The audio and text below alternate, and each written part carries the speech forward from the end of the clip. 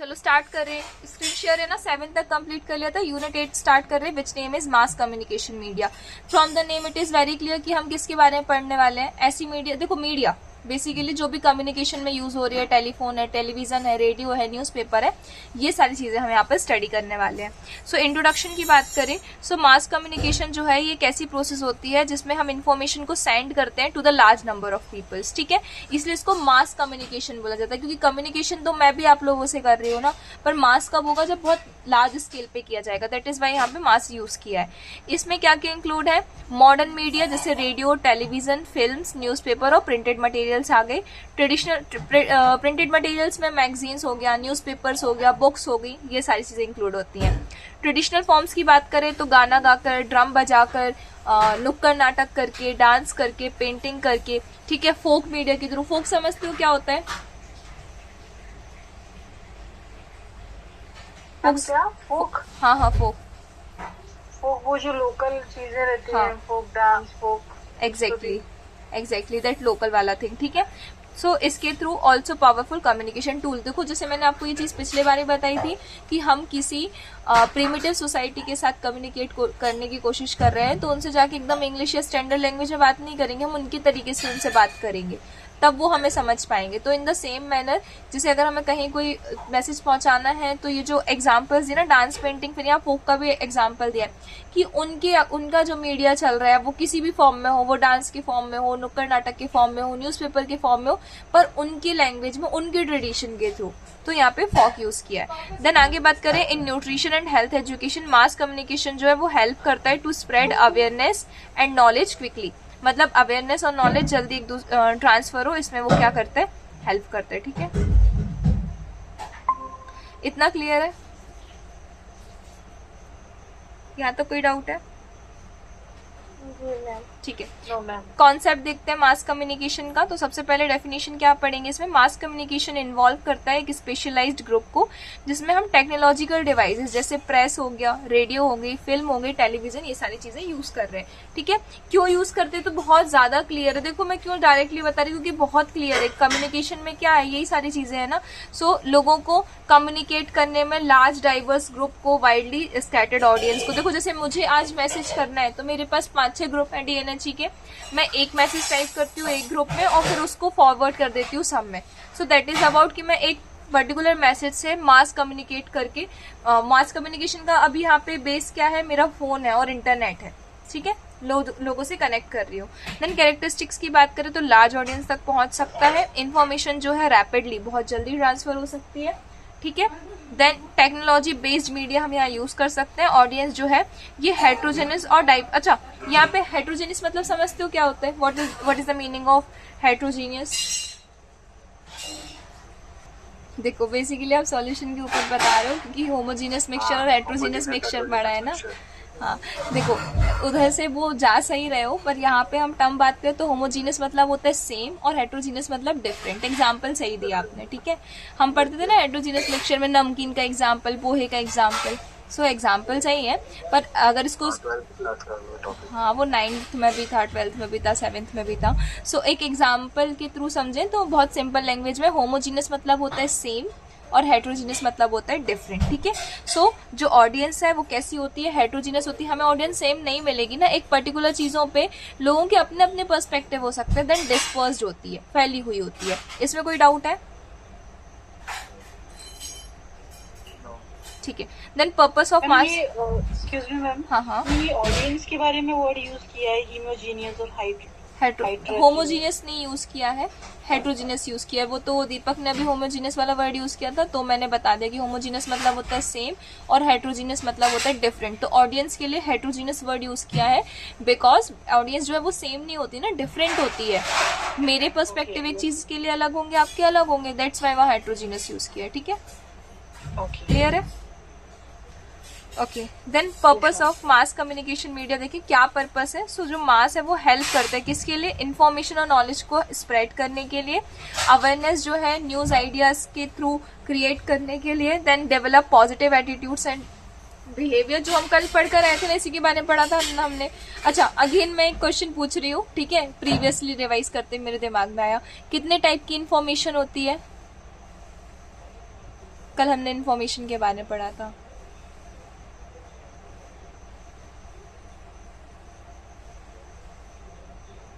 नहीं है याद। चलो इंफॉर्मेशन, एक क्वेश्चन और, ठीक है। हमने एक चीज पढ़ा था कि हम ऑडियंस तक ना जो बेसिकली अपनी चीजें पहुंचाते हैं उसके दो मेथड थे, ठीक है, अपनी चीजों को रिप्रेजेंट करने के। वो कौन से मेथड थे?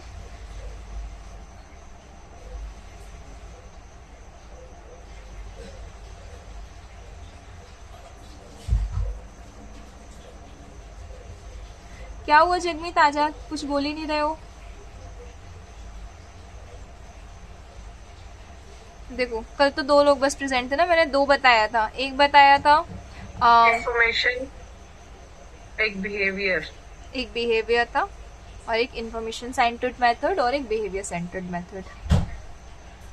रिवीजन नहीं चल रहा है अच्छे से क्या? नींद बहुत आ रही है, बहुत लेट हो गया ना। बहुत लेट तो नहीं हुआ, कल तो 11 बजे तक। पता है जगमीत आपको कि मैं इन लोगों की क्लास लेती थी ना, दीपक शर्मिष्ठा सर जब DNH 1 में था, उस टाइम हम लोगों को 12 बज जाते थे क्लास लेते लेते।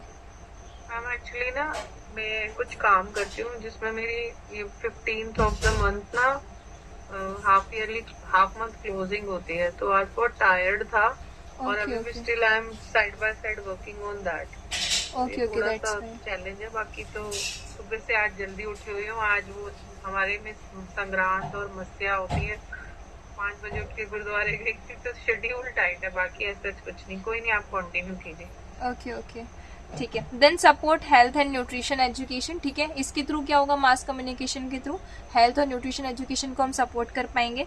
इंकरेज करेंगे adoption of healthy practice when combined with interpersonal communication. देखो हम इसमें हेल्दी प्रैक्टिस को एडॉप्ट कर पाएंगे जब हम इसको पर्सनल कम्युनिकेशन मेथड से लिंक करेंगे। वही वाली सेम चीज आ गई कि लोग अपना बता रहे हैं, हम उसे लिंक कर रहे हैं and then we are giving some important, knowledgeable and acceptable information to them, ठीक है। देन क्लासिफिकेशन की बात करें मास कम्युनिकेशन मीडिया में, तो सबसे पहले देखो क्लासिफिकेशन इंपॉर्टेंट है क्योंकि डायरेक्टली क्वेश्चन यही आ सकता है कि क्लासिफाई मास कम्युनिकेशन मेथड, ठीक है। सो पहला क्लासिफिकेशन देखेंगे, सो रिटन या प्रिंटेड मीडिया, लिखा हुआ, ठीक है। ये बहुत ईजी है, सिर्फ आपको वर्ड्स याद रखने हैं। सो इन्फॉर्मेशन जो है ये रिटन फॉर्म में प्रेजेंट होगी, ठीक है, विद और विदाउट इलस्ट्रेशन। इलस्ट्रेशन मतलब क्या होता है? What is the meaning of illustrations? Examples, ठीक है।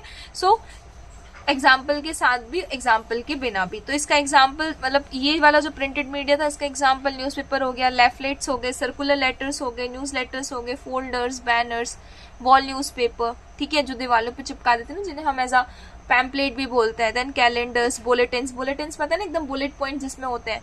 देन न्यू स्टोरीज, ठीक है। देन एडवांटेजेस क्या है इसके? सो परमानेंट रिकॉर्ड रहेगा। देखो आज भी गवर्नमेंट का जो रिकॉर्ड है वो ऑनलाइन के साथ साथ फाइल्स में स्टोर किया जाता है, लिखकर स्टोर किया जाता है। कोई भी ऑफिशियल लेटर आते हैं तो वो हमेशा लिखे हुए फॉर्म में होते हैं। एक एप्लीकेशन होती है, हम भी कहीं कुछ सबमिट करने जाते हैं, लेट हो जाते हैं, कोई प्रॉब्लम होती है तो एक एप्लीकेशन देते हैं। सो यहाँ पे एक परमानेंट रिकॉर्ड होता है उसका। कैन बी रीड रैपिडली, ठीक है, उसे जल्दी रीड भी किया जा सकता है। Useful for detailed information and then can supplement lectures and demonstrations, ठीक है। लेक्चर और डेमोन्स्ट्रेशन का एक सप्लीमेंट भी हो सकता है। जैसे मुझे लेक्चर देना है तो मैं ये लिखकर लेकर आई हूँ ना, मैं भले आप लोगों को पढ़ा रही हूँ पर लिख कर तो लेकर आई हूँ ना। सो ये सप्लीमेंट मतलब एक एसेसरी या हेल्प कर सकता है। देन दूसरे उस पे क्लासिफिकेशन पे आते हैं विच इज स्पोकन मीडिया, जिसमें बोल के सुनाया जा रहा है। तो एग्जांपल बहुत इजी है, रेडियो। अभी तो फिर भी कम चीजें, इसका कम चलन हो गया। पहले के टाइम पे अगर हम दादी नानी के साइड पर जाए ना, या हम अपने बचपन के साइड पे जाए, तो रेडियो ही सुनते थे, ठीक है। रेडियो ही, बस पूरे घर में रेडियो ही बज रहा है। तो इन्फॉर्मेशन जो है ये ओरली कम्युनिकेट होगी, जैसे रेडियो इसका एग्जाम्पल हो गया। इसमें क्या होगा? लार्ज ऑडियंस तक पहुंचेंगे। एक सुना होगा ना, हमारे यहाँ जो PM है वो मन की बात करते हैं, टीवी पे भी आती है, रेडियो पे भी आती है, फोन में भी आती है, पता है ये चीज, मन की बात वाला, है ना। सो इससे क्या होता है? लार्ज ऑडियंस तक पहुंच सकते हैं। Then suitable for literate and illiterate people, दोनों के लिए सुटेबल है। जो पढ़ सकता है उसके लिए भी, जो नहीं पढ़ सकता उसके लिए भी, क्योंकि ओरली सुनाया जा रहा है। पता है जब वापस अभी मुझे एक एग्जाम्पल याद एक आया, क्योंकि अगर अपन 9-10 की हिस्ट्री में जाते हैं तो 10th की हिस्ट्री में एक चैप्टर है जिसमें इंडिया की नेशनलिज्म की बात करते हैं। नेशनलिज्म इन इंडिया नाम है उस चैप्टर का। उसमें ना इस चीज को बहुत अच्छे से बताया कि देखो उस टाइम पे हर ऑडियंस जो थी या हर पॉपुलेशन जो थी इंडिया की वो तो पढ़ी लिखी नहीं थी ना, ये जिनको मौका भी मिलता तो या तो उन्हें कास्ट की वजह से या तो उन्हें ब्रिटिश गवर्नमेंट की वजह से मौका नहीं मिला पढ़ने के लिए, ठीक है। सो वहां पे हर किसी के पास अगर देखो, और आजादी में बहुत सारे लोग इन्वॉल्व थे, ऐसे भी जो पढ़े लिखे हैं और ऐसे भी जो नहीं पढ़े लिखे थे।